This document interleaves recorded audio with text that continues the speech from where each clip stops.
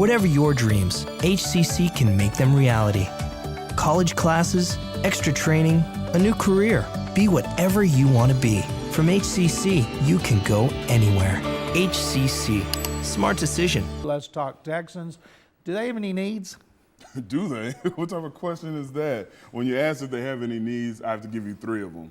Defense, defense, and defense. This is one draft. I don't think it will happen, but I would not be surprised. I wouldn't be upset if they drafted all defensive players. Before you even get to the draft, one thing I do like, they brought in Wade Phillips and Coach Joseph. I think Coach Joseph coming in from San Francisco, he's a new defensive back coach, might be the biggest acquisition on this team. And I know that's a bold statement, but when you look at the personnel, Kareem Jackson, Jason Allen, Glover Quinn, McCain, those guys aren't as bad as they appeared to be last year. And with a new coach that has NFL experience, who's old enough to demand respect, but yet young enough to relate to these players, I really think he's going to have a huge impact on the defensive backfield this year, and you're going to see a great improvement because of Coach Joseph. Since the season ended and I was covering the playoffs and the NFL, prepared for the draft, and I've talked to a lot of people, they tell me Texans had one of the worst coach secondaries they'd ever seen.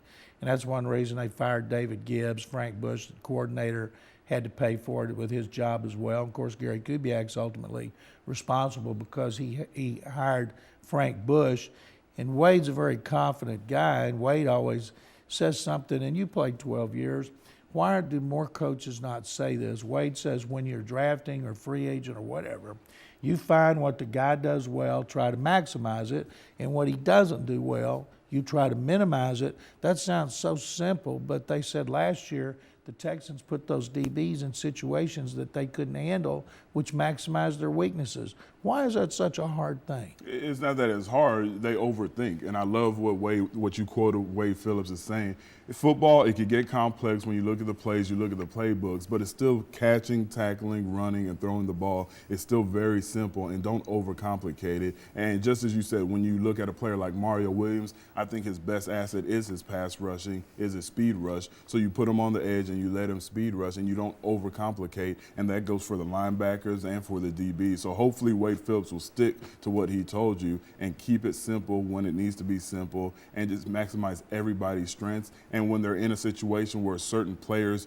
strengths don't fit those needs, you take them out and put another person in, and that's what's called a role player and role situation. So I really think the addition of Wade Phillips is going to have a huge impact. The one thing that scares me, and I know we'll get to it later in the show, is the fact that they're changing from a 4-3 to a 3-4 system, and with the supposed lockout, they're not going to have time to gel and really learn an entirely new system. It's hard enough to learn terminology of a new coach within the same system, but when you're talking about changing an entire system, even though it's the hybrid version of the 3-4, it still takes a lot of learning, and it's the one time that I actually agree in OTAs and mini camps where you need those one-on-one sessions with your coach.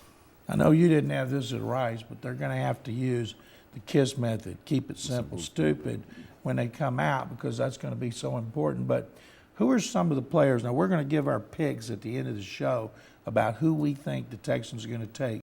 But right now, who are some of the defensive guys that you think are candidates for them to take with 11th pick, assuming they stay there? Well, you always have to go with a pass rusher, and we don't want to get too deep into it just yet. There's some names that we're going to throw out there. Robert Quinn. I'm not set thinking that he's going to be there for sure. You know, a lot of teams not like with a brain tumor. You talk about the brain tumor. You know, he had brain surgery. That's something when he was in high school. That's very scary to know that he missed an entire season dealing with an agent. So either he may drop past 11, but with his upside, 6'4", 265, 4'6", 40, you know, some GM might just grab him before he gets to number 11. So when you talk position, I think the number one need is a pass rusher when you're moving from a 4-3 to a 3-4. And not only that, not just because of the system change, you have to look at what's going on with the linebackers. This time last year, I thought the linebacker probably was the strongest unit on the team. Now it's the unit with the most question marks. Your fearless leader, D'Amico Ryans, is coming off a horrific injury, so he has something to prove. Connor Barwin, the last image I have of him is his bone sticking out of his ankle.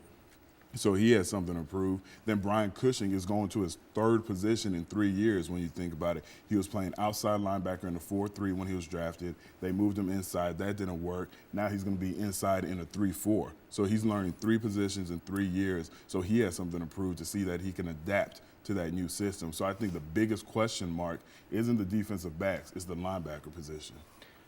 The guy they really need, Texas A&M. A&M's Von Miller, the outside linebacker, but they're not going to get him because he's going to end up being like the second pick or third pick. But let me ask you this.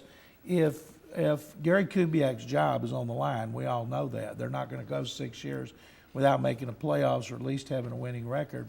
What is too much to offer to trade up with a second pick?